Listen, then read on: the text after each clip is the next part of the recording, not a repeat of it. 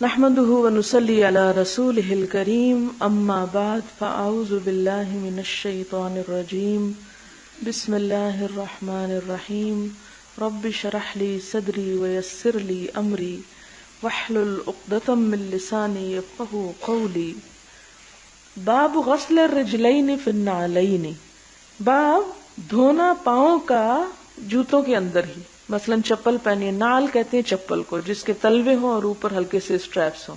جیسے آپ دیکھیں کہ ہمارے ہاں عموماً گھروں میں چپل پہنے جاتے ہیں، اور اگر کسی نے چپل پہنا ہوا اور وہ اتارتا نہیں ہے اور پاؤں کو آگے کر کے ویسے ہی دھو لیتا ہے تو کیا ایسا کر سکتا ہے؟ کیا اس سے وضو ہو جائے گا؟ ولا یمسح علی النعلین، اور نہیں وہ مسح کرتا نالین پر، یعنی مسح نہیں کرتا نالین کو، یعنی اچھی طرح ملتا نہیں. یعنی مراد اس سے کون سے چپل ہیں؟ جس میں صرف تلا ہوتا ہے. یعنی کیا وضو کے لیے شرط ہے کہ سارے جوتے اتارے ہی جائیں، یا کبھی مثال کے طور پہ کئی جگہ ایسی ہوتی ہیں کہ وہاں آپ جوتے اتاریں تو جوتے چوری بھی ہو جاتے ہیں، تو ایسی صورت میں کیا جوتا پہن کے وضو ہو سکتا ہے؟ کیونکہ بعض لوگ اتنی سختی کرتے ہیں کہ جوتا اتار کے ہی وضو کریں، جوتے سمیت وضو نہیں کرنا چاہیے، یہ وضو کے لیے بیٹھنا نہیں چاہیے. اب اس کی ہم دلیل دیکھیں گے کہ کیا اس میں ہے.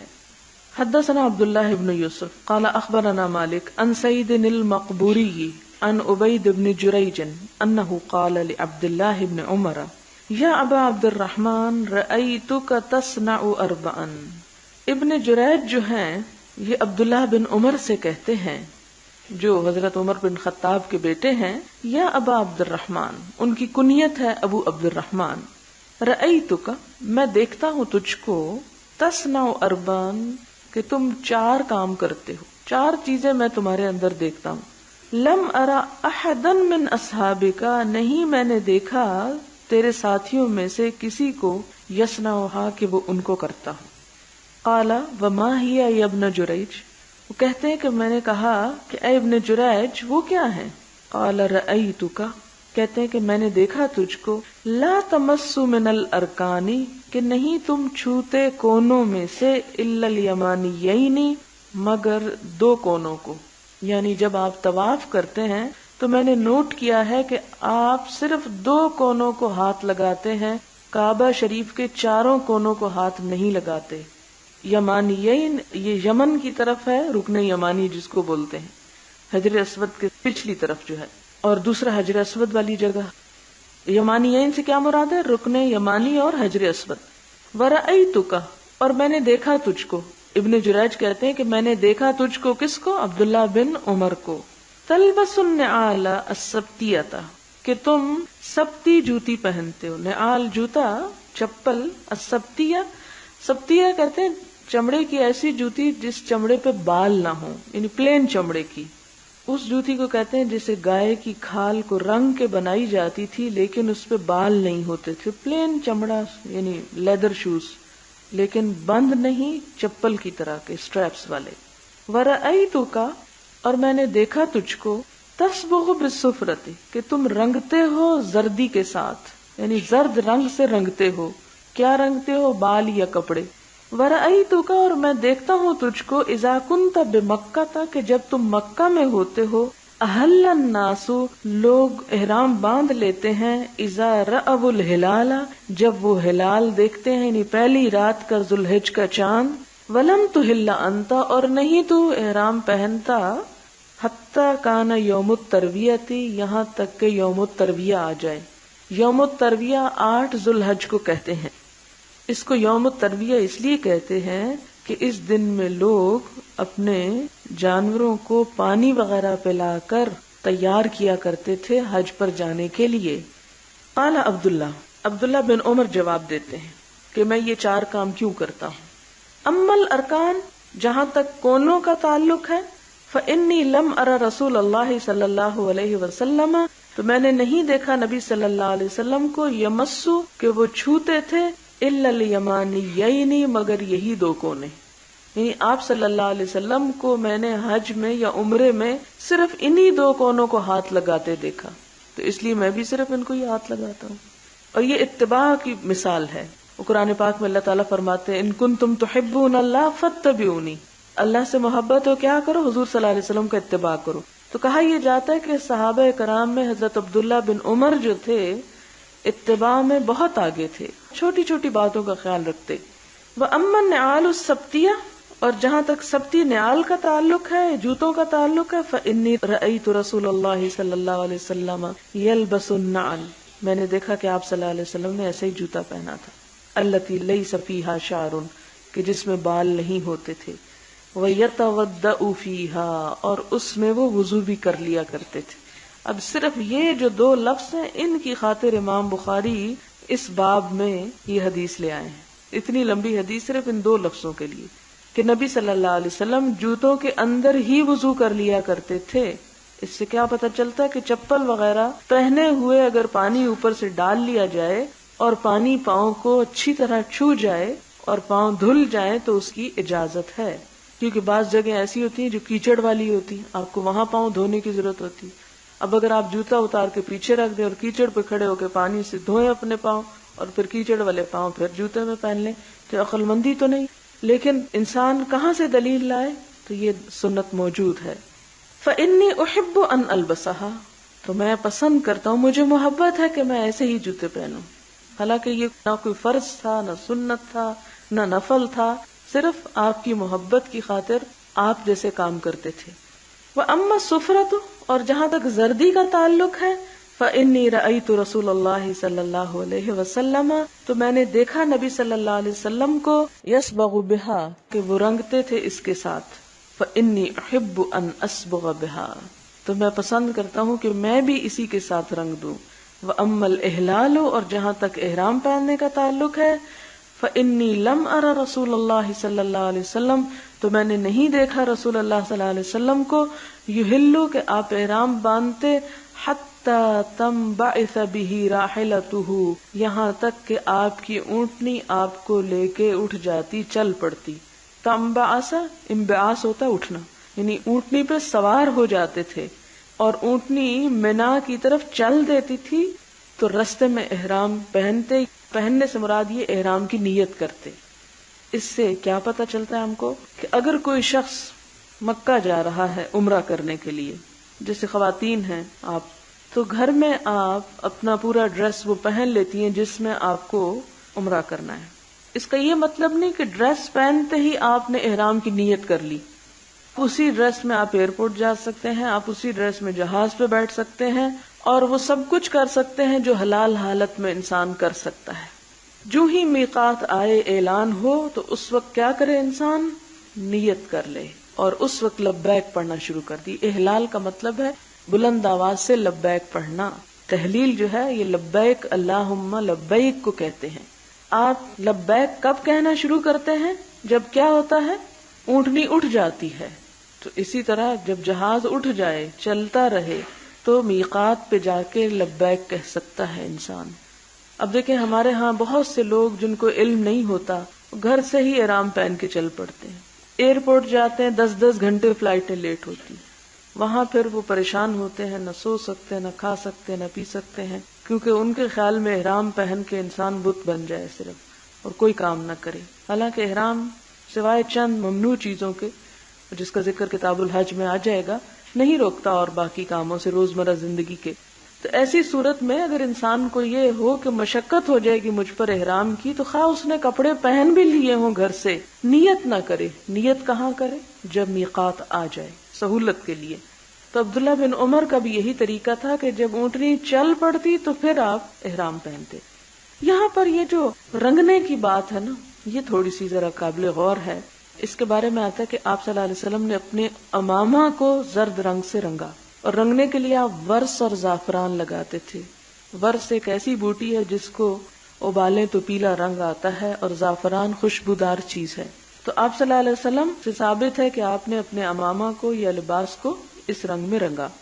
پھر اسی طرح حضرت ام المومنین ام سلمہ نے کچھ بال ایک مرتبہ دکھائے جو سرخ رنگ کے تھے، یعنی رنگے ہوئے تھے. انہوں نے فرمایا کہ حضور صلی اللہ علیہ وسلم کے بال ہیں. لیکن حضرت انس یہ کہتے ہیں کہ آپ صلی اللہ علیہ وسلم اپنے بالوں کو نہیں رنگا کرتے تھے، خضاب نہیں لگاتے تھے. یہ کنٹراڈکشن ہو گئی، ایک حدیث کچھ کہہ رہی ہے دوسری کچھ. ام سلمہ آپ کی وائف ہیں، انس جو ہیں وہ بیٹے کی طرح ہیں، 10 سال کی عمر میں آپ کے پاس آ گئے تھے، تو دونوں ہی جھوٹے نہیں تھے. تو یہ کیا کنٹراڈکشن ہے؟ حضرت ام سلمہ نے ہو سکتا ہے کہ ان بالوں کے اترنے کے بعد یعنی کچھ بال آپ کے چند ایک سفید بھی تھے، تو ہو سکتا ہے انہوں نے اس پر خوشبو لگائی ہے جس کی وجہ سے وہ رنگ بعد میں آ گیا ہو، اور یہ بھی ہو سکتا ہے کہ آپ نے ایک آدھ مرتبہ خضاب لگایا ہو۔ پھر اس میں یہ بات بھی آتی ہے کہ حضرت انس نے آپ صلی اللہ علیہ وسلم کو خود لگاتے ہوئے نہ دیکھا ہو، تو وہ صرف یہ بتاتے کہ میں نے نہیں دیکھا کہ آپ نے کبھی لگایا۔ مثلاً آپ میں سے بہت سے لوگ جیسے گھر میں مہندی یا بال رنگتے ہیں، تو ضروری تو نہیں کہ آپ سب کو بلا کے کہ آؤ دیکھو میں رنگ رہا ہوں اپنے بالوں کو، یعنی یہ ایک ایسا فعل ہے کہ جو انسان عموماً سب کے سامنے نہیں کرتا۔ اس لیے حضرت انس کا کہنا کہ میں نے آپ کو نہیں دیکھا خضاب لگاتے ہوئے، تو اس میں کوئی غلط بات نہیں ہے، انہوں نے نہیں دیکھا ہوگا۔ اور اس سے دلیل کیا ملتی ہے کہ بالوں کو رنگ کیا جا سکتا ہے۔ ایک بات یہ کہ بالوں کو بھی رنگا جا سکتا ہے، لیکن یہ کہ نیچرل کلرز ہوں، پنک نہیں بنے۔ دوسری بات یہ ہے کہ مرد کے لیے سفید کے علاوہ دوسرے رنگ کا کپڑا بھی پہننا جائز ہے، لیکن عورتوں سے مشابہت والے یا وہ خاص کلرز جو صرف عورتیں پہنتی ہیں وہ نہ پہنے جائیں۔ یعنی کچھ کلرز تو کامن ہیں مردوں اور عورتوں کے درمیان، اور کچھ ایسے ہیں جو عورتوں سے مخصوص ہیں۔ اب وہ کون سے ہیں؟ اب وہ گن کے تو نہیں بتائے جا سکتے، سب کو پتہ ہی ہے کہ عورتوں کے مخصوص کلرز کیا ہیں جو مردوں کو نہیں پہننے ہوتے، اور یہ ہر معاشرے اور کلچر کے اعتبار سے بھی ان میں فرق ہو سکتا ہے۔ مثلا ہمارے ہاں مرد سرخ لباس نہیں پہن سکتا، جبکہ آپ صلی اللہ علیہ وسلم نے ایک مرتبہ سرخ حلہ جو ہے وہ پہنا۔ اور عورتوں جیسے رنگ پہننے سے منع کیوں کیا گیا کہ عورتوں کی مشابہت نہ ہو۔ باب التیمم فی الوضوء والغسل، وضو اور غسل میں دائیں طرف سے شروع کرنا۔ حدثنا مسدد قال حدثنا اسماعیل قال حدثنا خالد عن حفصة بنت سیرین عن ام عطیہ قالت قال رسول اللہ صلی اللہ علیہ وسلم لہن، حضرت ام عطیہ روایت کرتی ہیں کہ نبی صلی اللہ علیہ وسلم نے ان سے فرمایا، کب فرمایا؟ فی غسل ابنتہ، آپ کی بیٹی کو غسل دیتے وقت، ابدأنا بمیامنہا، کہ اس کو دائیں طرف سے غسل دینا شروع کرنا۔ یعنی مردے کو جب غسل دیا جائے تو کہاں سے شروع کیا جائے؟ یہ انسان خود، یعنی جیسے جسم پہ صابن ہی لگانا ہے۔ اب یہ نہیں کہ یہ فرض ہے، یہ چیز یہ مستحب ہے، پسندیدہ ہے، ایک مسلمان کی پہچان ہے کہ وہ اپنا سب کام دائیں طرف سے شروع کرتا ہے۔ تو اسی طرح مردے کو غسل دیتے وقت دونوں طرف سے شروع کیا جا سکتا ہے، لیکن احسن اور باعث فضیلت کیا ہے کہ دائیں طرف سے شروع کیا جائے۔ وَمَوَادِعِ الْوُضُوءِ مِنْهَا، اور سب سے پہلے کیا کیا جائے؟ وضو کے اعضاء دھوئے جائیں، یعنی مردے کو غسل دیتے وقت سب سے پہلے وضو کروایا جائے اور دائیں طرف سے شروع کیا جائے۔ حدثنا حفص بن عمر قال حدثنا شعبة قال اخبرني اشعث بن سليم قال سمعت ابي عن مسروق عن عائشة قالت كان النبي صلی اللہ علیہ وسلم يعجبه، حضرت عائشہ سے روایت ہے کہ نبی صلی اللہ علیہ وسلم کو پسند آتا تھا التیمن، دائیں ہاتھ سے شروع کرنا، فی تنعلہ، اپنے جوتے میں، یعنی دائیں طرف سے جوتا پہننا شروع کرتے، وترجلہ، اور کنگھی کرنا۔ کنگھی بھی آپ کہاں سے شروع کرتے؟ یعنی رائٹ ہینڈ سے، رائٹ سائڈ سے۔ وطہورہ، اور اپنے آپ کو پاک کرنا، یعنی نہاتے وقت۔ وفی شأنہ کلہ، اور اپنے تمام کاموں میں، الا یہ کہ جن کو آپ نے بائیں ہاتھ سے کرنے کا حکم دیا، اور وہ نجاسات وغیرہ جیسے ناک صاف کرنا یا استنجا وغیرہ۔ یعنی اس سے آپ اندازہ لگائیں کہ اسلام کس قدر صفائی ستھرائی اور نظافت، ان تمام چیزوں کی کتنی کیئر کرتا ہے اور کتنا حکم دیتا ہے۔ باب التماس الوضوء، تلاش کرنا، التماس تلاش کرنا، الوضوء وضو کا پانی، اذا حانت الصلاۃ، جب نماز کا وقت آ جائے، یعنی جب نماز کا وقت آ جائے اس وقت وضو کا پانی تلاش کرنا شروع کرے انسان، تو کیا اس کی اجازت ہے؟ وقالت عائشہ حضرت الصبح، صبح حاضر ہوئی، یعنی صبح کا وقت آ گیا، فلتمس الماء، پانی تلاش کیا گیا، فلم یوجد، تو نہ پایا گیا، فنزل التیمم، تو تیمم کا حکم نازل ہو گیا۔ آپ کے ساتھ بھی کئی دفعہ ایسے ہو سکتا ہے کہ مثال کے طور پہ آپ سو کر اٹھے ہیں اور ٹینکی کا پانی ختم ہو چکا ہے، اور صرف ٹینکی کا نہیں، ٹینک کا بھی ختم ہو چکا ہے، اور گھر میں کوئی پانی نہیں ہے، اور اس وقت آپ کہیں اور آس پاس ایسی جگہ نہیں جہاں سے پانی لا سکیں، تو اس میں اپنے آپ کو ملامت نہ کریں کہ میں رات چیک کر کے سوتی اور پھر ایسا ہوتا اور ویسا ہوتا، بس جو ہو گیا سو ہو گیا۔ یہاں گنجائش یہ نکلتی ہے کہ نماز کا وقت آئے تو پانی تلاش کیا جائے تو بھی کوئی حرج نہیں ہے۔ حدثنا عبد الله بن يوسف قال اخبرنا مالك عن اسحاق بن عبد الله بن ابي طلحة عن انس بن مالك قال رأيت رسول الله صلى الله عليه وسلم وحان صلاة العصر فالتمس الناس الوضوء فلم يجدوا. حضرت انس بن مالک کہتے ہیں کہ میں نے دیکھا حضور صلی اللہ علیہ وسلم کو، وحان وقت آ گیا تھا، حین تو آپ پڑھتے ہی رہتے ہیں، صلاۃ العصر عصر کا وقت، عصر کی نماز کا وقت آ گیا، فالتمس الناس الوضوء لوگوں نے پانی ڈھونڈنا شروع کیا، فلم یجدوا تو انہوں نے نہ پایا، فأتی رسول اللہ صلی اللہ علیہ وسلم بوضوء تو لایا گیا آپ کے پاس وضو کا پانی، فوضع رسول اللہ صلی اللہ علیہ وسلم تو رکھ دیا نبی صلی اللہ علیہ وسلم نے فی ذالک الاناء اس برتن میں یدہ اپنا ہاتھ، یعنی تھوڑا سا کہیں سے پانی ملا، آپ کے پاس لایا گیا، آپ نے اس میں اپنا ہاتھ ڈال دیا، وامر الناس ان یتوضؤوا منہ اور حکم دیا لوگوں کو کہ اس سے وضو کرتے جائیں. قال فرأیت الماء راوی کہتے ہیں میں نے دیکھا کہ پانی ینبع نکل رہا ہے، پھوٹ رہا ہے، من تحت اصابعہ آپ کی انگلیوں کے نیچے سے، جیسے چشمہ پھوٹ رہا ہو، حتی تودؤوا من عند آخرہم یہاں تک کہ ان کے آخری انسان نے بھی وضو کر لیا. علامات نبوت میں یہ حدیث مزید تفصیل کے ساتھ آئے گی. یہ آپ صلی اللہ علیہ وسلم کا ایک معجزہ تھا. آپ کہیں بھلا یہ ہم تو نہیں مانتے، یہ کیسے ہو سکتا ہے کہ آپ پانی میں ہاتھ رکھیں اور پانی بڑھتا چلا جائے؟ زمزم کو مانتے ہیں؟ وہ کیسے نکلا تھا؟ ایک نبی جو ابھی نبی نہیں بنا تھا، ابھی بچہ ہی تھا، حضرت اسماعیل علیہ السلام، ان کے ایڑیاں مارنے سے، تو اگر ان کے ایڑیاں مارنے سے پانی پھوٹ سکتا ہے تو کیا حضور صلی اللہ علیہ وسلم جو ایک نبی تھے، آپ سے یہ معجزہ صادر کیوں نہیں ہو سکتا؟ اور یہ آپ کی نبوت کی علامات میں سے ہے کہ تھوڑے سے پانی میں آپ نے ہاتھ رکھے رکھا، پانی بڑھتا رہا یہاں تک کہ سب نے وضو کر لیا. باب الماء الذي يغسل به شعر الانسان، باب پانی جس سے انسان کے بال دھوئے جائیں، کیا اسے ری یوز کیا جا سکتا ہے؟ یعنی اس سے بتانا یہ مقصود ہے کہ کیا بال پاک ہیں یا ناپاک ہیں. وکان عطا اور عطا جو تھے لا یرا به بأسا اس میں کوئی حرج نہ سمجھتے تھے، ان یتخذ منها الخیوط کہ بنا لی جائیں ان بالوں سے، خیوط خیط کی جمع ہے، خیط دھاگے کو کہتے ہیں، دھاگے، والحبال حبل کی جمع ہے رسیاں، یعنی بالوں سے رسیاں اور دھاگے بنانے کو جائز سمجھتے تھے، یعنی ایسا کیا جا سکتا ہے، استعمال کیا جا سکتا ہے ان کو، انسانوں کے ہوں یا جانوروں کے ہوں یا کسی بھی چیز کے. وسؤر الکلاب اور کتوں کا جھوٹا، وممرھا فی المسجد اور ان کا مسجد میں گزرنا. یہ کس کی رائے ہے؟ عطا بن یسار کی.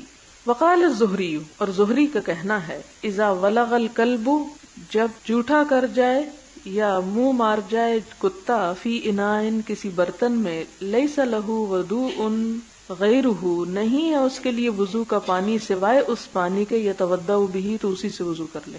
آپ یہ نہ سمجھے کہ جو ہمارے ہاں بہت پانی کے انبار ہیں ہر جگہ ایسے ہی ہوتا ہے. آپ نے شاید ان عورتوں کو خود کہیں راستے میں سفر کرتے ہوئے یا کسی فلم میں دیکھا ہوگا جو چند گھڑے اٹھائے ہوئے میلوں پہاڑی علاقے کو سفر کرتی. اب ایسے ہی اگر ایک عورت نے لا کے گھڑے رکھے ہیں اور ان کے گھر بھی کھلے ہوتے ہیں اور کوئی جانور گزرا، جیسے کتا ہی گزرا اور اس نے منہ مار دیا، تو وہ سارا پانی گرا سکتی ہے جو اتنی محنت سے اٹھا کے لائی ہو. ایسے لوگوں کی سہولت کے لیے کیا حکم ہے کہ اسے اگر وضو کرنا ہے تو اس جھوٹے پانی سے بھی وضو کر سکتی ہے، لیکن اگر اور پانی میسر ہے تو بلا وجہ آپ اس سے نہ کریں. یعنی بہت سی چیزیں ایسی جن کو بظاہر دیکھ کے آپ کو کراہت محسوس ہوگی، تو یہ صرف دین کی وسعت کے لیے بیان ہوئی ہیں کہ دین میں اس کی اجازت ہے، اس کی گنجائش ہے. آپ صلی اللہ علیہ وسلم کی وہ حدیث آپ پیچھے پڑھ چکے ہیں جس میں آپ نے فرمایا تھا، بعثت بالحنیفیۃ السمحۃ السہلۃ، کہ میں ایک ایسا دین دے کر بھیجا گیا ہوں، الحنیفیہ جو دین حنیف ہے اور جس میں یعنی توحید ہے، السمحہ جس میں بڑی خیر خواہی، سہلہ بڑی آسانی ہے. اور یہی اس کی آسانیاں ہیں کہ مشقت کے وقت، مشکل کے وقت، تکلیف کے وقت تھوڑے سے تھوڑے پانی میں بھی وضو کر لینا، پاک میسر نہیں تو ناپاک میں بھی وضو کر لینا جو ہے وہ جائز ہے. یعنی اس میں کیا ہے کہ اس پانی سے وضو کرنا بہتر ہے بنسبت تیمم کرنے کے.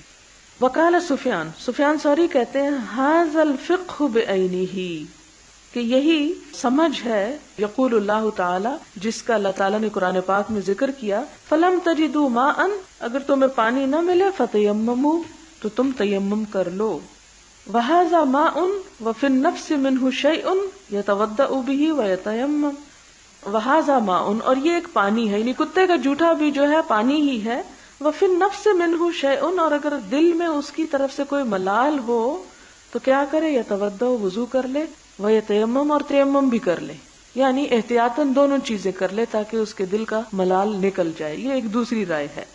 اب یہ رائے دو تین یہ یہاں کیوں آ رہی ہیں؟ اس کی وجہ ہے کہ آپ صلی اللہ علیہ وسلم سے براہ راست کوئی حکم ثابت نہیں ہے، اس لیے پھر دو تین کا ذکر آ گیا۔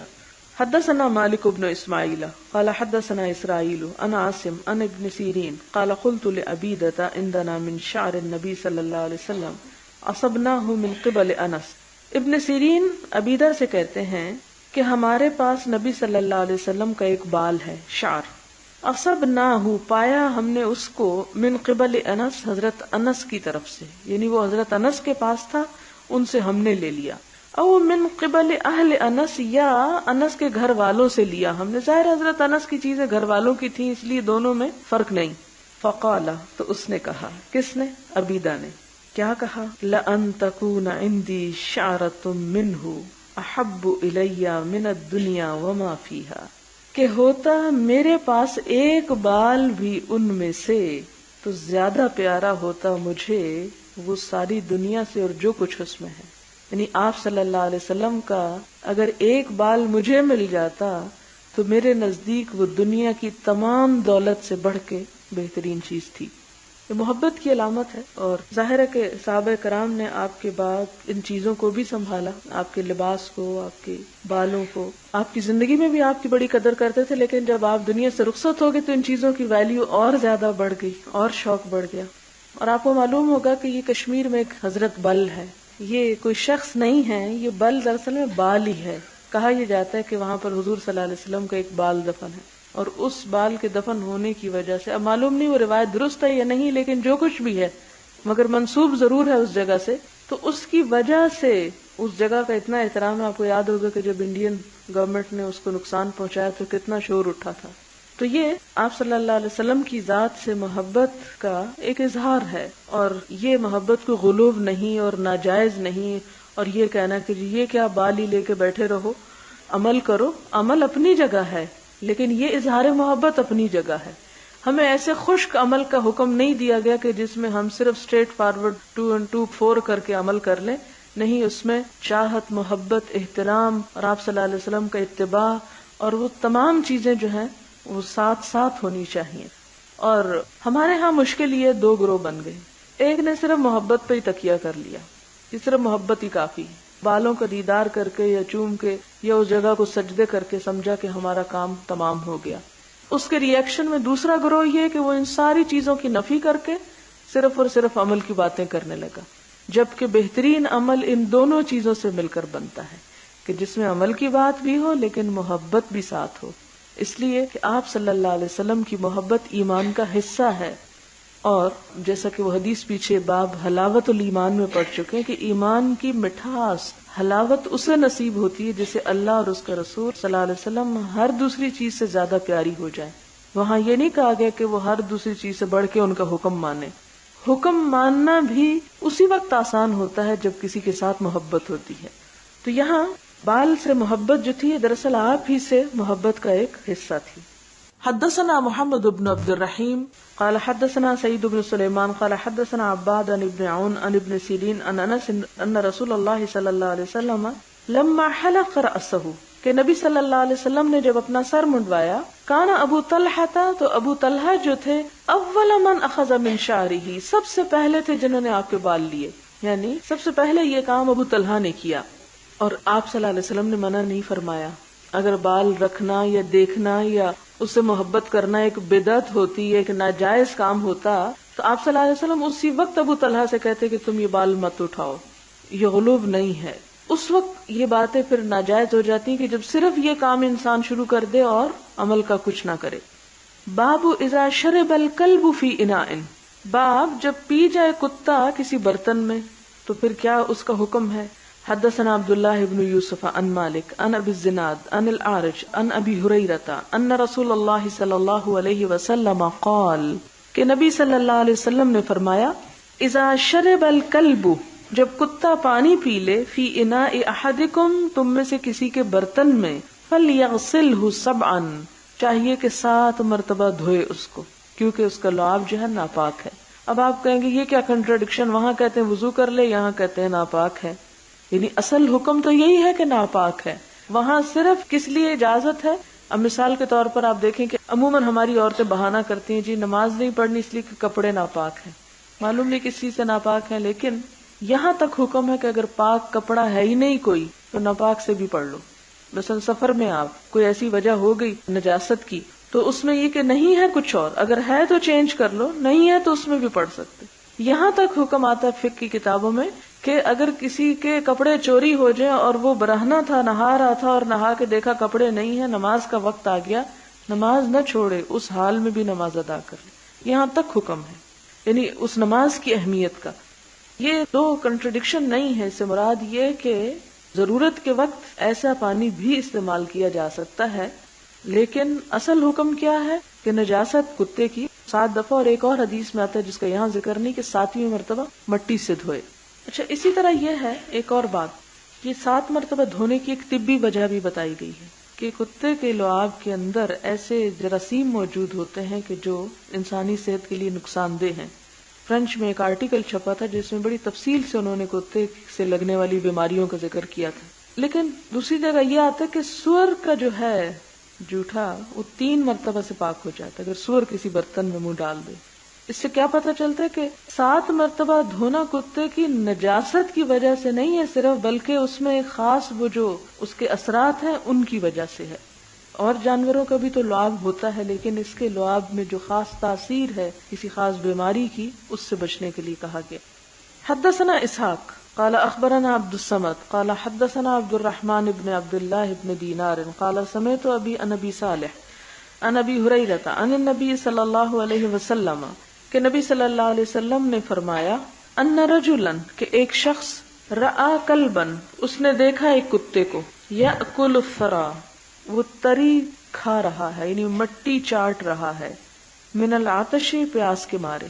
یہ سرا کا لفظ قرآن پاک میں بھی آتا ہے، وما تحت الثرى گیلی مٹی کو کہتے سورۃ طٰہٰ۔ فأخذ الرجل خفه تو اس شخص نے موزہ اپنا اتارا جو چمڑے کا ہوگا، فجعل يغرف له به تو بھر لایا اس کو اس کتے کے لیے، یعنی نیچے اتر کے کنویں میں سے پانی بھر لایا، حتی ارواہ یہاں تک کہ اسے سیراب کر دیا، کس کو؟ کتے کو۔ فشکر اللہ لہ اللہ تعالیٰ نے قدردانی کی اس کے عمل کی، فادخلہ الجنہ اس شخص کو اس کے اس عمل کی وجہ سے جنت میں داخل کر دیا جس نے ایک کتے کو پانی پلایا تھا۔ اس حدیث سے اب کیا حکم نکلتا ہے؟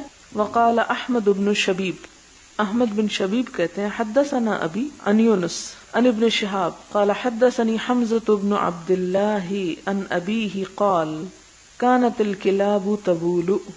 حمزہ بن عبداللہ اپنے باپ سے روایت کرتے ہیں کہ کانت الکلاب تھے کتے تبول پیشاب کر دیا کرتے، وتقبل اور آتے، وتدبر اور جاتے یعنی گزرتے، فی المسجد مسجد نبوی میں، فی زمان رسول اللہ صلی اللہ علیہ وسلم آپ صلی اللہ علیہ وسلم کے زمانے میں۔ ایسا کیوں ہوتا تھا؟ کیوں کتے آ جا رہے تھے؟ اس لیے کہ مسجد کا دروازہ نہیں ہوتا تھا، ایک چھپر ہی تو تھا، اس لیے اب کوئی پہرہ داری تو نہیں وہاں کر سکتا تھا کہ کوئی کتا یہاں سے گزر نہیں سکتا، لہٰذا جیسے کتے کسی بھی خالی جگہ سے گزر جاتے ہیں، جب لوگ نہیں ہوتے تو وہاں سے گزر جاتے تھے، اور بعض اوقات کیا کرتے تھے وہاں پیشاب بھی کر جاتے تھے۔ فلم یکونوا یرشون تو کتوں کے پیشاب کی جگہ پر وہ پانی نہیں چھڑکتے تھے، کیوں؟ اس چھڑکنے سے تو کیا ہوتا، کچی زمین تھی نیچے اور گندگی پھیل جاتی، اس لیے حکم کیا ہے کہ کچی زمین پر اگر کوئی نجاست ہو اور دھوپ اس پر پڑ جائے اور وہ خشک ہو جائے، کیونکہ دھوپ سے وہ غبار بن کے اڑ جاتی ہے چیز، جراثیم مر جاتے ہیں تو وہ جگہ بغیر دھوئے بھی پاک ہو جاتی ہے، زمین جیسی۔ یہ نہیں کہ کپڑے آپ پیشاب والے دھوپ میں ڈال دیں بچوں کے کہ سوکھ کے پاک ہو جائیں گے، یہ حکم نہیں ہے، یہ زمین ہے کیونکہ زمین کی خاصیت مختلف ہے۔ فلم یکونوا یرشون شیئا من ذالک، تو وہ کسی چیز سے ان کو دھویا نہیں کرتے تھے، بلکہ وہ خشک ہو جاتی ہوگی جگہ تو اس کو ایسے ہی چھوڑ دیتے. اس سے کیا پتہ چلتا ہے کہ اگر کتا کہیں سے گزر جاتا ہے تو اس سے وہ جگہ ناپاک نہیں ہوتی. یعنی خاص طور پر جب تک کتا خشک ہوتا ہے، کیونکہ بعض لوگ کہتے ہیں جی ہم جا رہے تھے رستے میں کتا ہم سے چھو کے گزر گیا تو ہمارے کپڑے ناپاک ہو گئے. خشک کتا ٹچ کرنے سے کپڑے ناپاک نہیں ہوتے، یا کسی بستر پر سے گزر گئے یا کسی بھی چیز سے تو اس سے ناپاکی نہیں ہوتی. حدثنا حفص بن عمر قال حدثنا شعبہ عن ابن ابی الصفری عن الشعبی عن عدی بن حاتم قال سألت النبی صلی اللہ علیہ وسلم فقال، میں نے نبی صلی اللہ علیہ وسلم سے پوچھا تو آپ نے فرمایا، اذا ارسلت کلبک المعلم، اگر بھیجے تو چھوڑے تو اپنے کتے کو المعلم سکھائے ہوئے سدھائے ہوئے، فقتل پھر وہ جانور پکڑ لائے یعنی قتل کر لائے شکار کر لائے، قتل کا معنی ہے شکار کرنا، فکل تو کھا لو. اس کا ذکر قرآن پاک میں بھی آتا ہے کہ سدھایا ہوا کتا جب شکار پکڑ کے لائے، اب کتا اٹھا کے لا رہا ہے مثلاً ایک خرگوش، تو اس کا حکم کیا ہے کہ وہ تم کھا سکتے ہو کتے کا پکڑا ہوا شکار. اس سے ثابت کیا کرنا مقصود ہے کہ کسی چیز کو کتا ٹچ کر جائے تو وہ ناپاک نہیں ہوتی جب تک کہ اس کا لعاب جو ہے وہ اس کو نہ لگ جائے. اور لعاب ظاہر ہے کہ وہ منہ میں پکڑے گا اگر خرگوش کو، تو جس جگہ پہ لعاب لگا ہوا ہو یا دانت وغیرہ لگے ہو اس چیز کو اتنے حصے کو ریموو کر دیا جائے، اور باقی جانور جو ہے وہ پاک ہے. وَإِذَا أَكَلَ، ہاں اگر کتا اس میں سے خود کھا لے، فَلَا تَأْكُلْ، تو تم نہ کھانا. کیوں؟ فَإِنَّمَا أَمْسَكَهُ عَلَى نَفْسِهِ، کیونکہ کتے نے یہ تیرے لیے نہیں پکڑا، اپنے لیے پکڑا ہے. اگر یہ معلوم ہو کہ کتے نے شکار پکڑا، آدھا رستے میں کھایا آدھا پکڑ کے آپ کے لیے لے آیا، تو ایسا نہیں کھا سکتے. ہاں اگر وہ صرف پکڑ کے لے آیا ہے تو وہ تمہارا ہے. قُلْتُ أُرْسِلُ كَلْبِي فَأَجِدُ مَعَهُ كَلْبًا آخَرَ، تو وہ کہتے ہیں صحابی کہ میں نے کہا کہ میں تو اپنے کتے کو بسم اللہ پڑھ کے چھوڑوں گا، لیکن جب وہ واپس آئے تو ایک اور کتا ساتھ چلا آ رہا ہو، تو ایسی صورت میں کیا ہو؟ اب یہ نہیں پتا کہ اس کتے نے پکڑا تھا یا دوسرے نے پکڑا تھا. قال فلا تاکل، تو ایسی صورت میں شک والی بات ہے، نہ کھاؤ.